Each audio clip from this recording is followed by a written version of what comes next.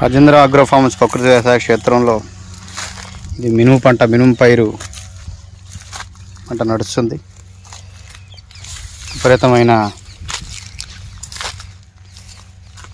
కలుపుతో అలాగే ఇలాగ బంగారుతే కానీ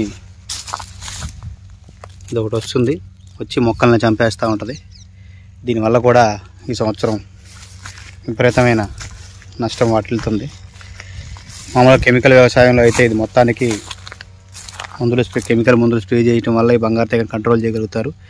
ఇది అక్కడికి మనుషులతో మాత్రమే తీయటానికి అవకాశం ఉంటుంది. మొదట్లో అక్కడికి మనుషులను పెట్టి మనం ఇంచుమించుగా 15 ఎకరాల వ్యవసాయ క్షేత్రానికి 160 మంది దాకా మనుషులను పెట్టి తీపిచ్చాం. అయినా కూడా కంట్రోల్ చేయలేకపోయాం.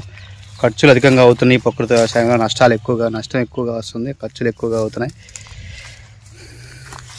దానివల్ల మినువులు కానీ పప్పులు కానీ అరకైన ఆహారం అందించడం కోసం కొంచెం రేట్లు పెంచాల్సి వస్తుంది. బంగారు తెగ చాలా వరకు వ్యవసాయ క్షేత్రం మొత్తం కూడా పాడు చేసేసింది చాలా వరకు.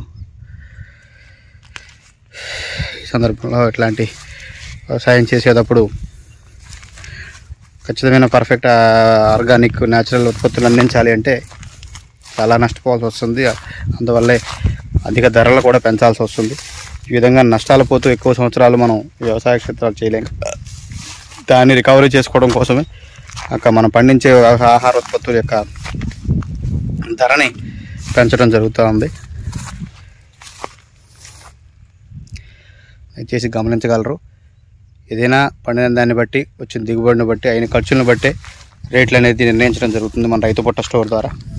అరకమైన ఆహారం కావాలి అనుకుంటే మనం ఎట్లయితే రెస్టారెంట్లకి మాల్స్కి వెళ్ళినప్పుడు వాళ్ళు నిర్ణయించిన ధరని అంతే ధర పెట్టి ఎలా అయితే తీసుకుంటున్నామో అట్లాగే రైతును కూడా ఆదరించి ఆ విధంగా ఉత్పత్తులను తీసుకొని ప్రోత్సహించాలని కోరుకుంటున్నాను. మీ రైతు రాజేంద్ర, రైతు పుట్ట, రైతు న్యాచురల్స్.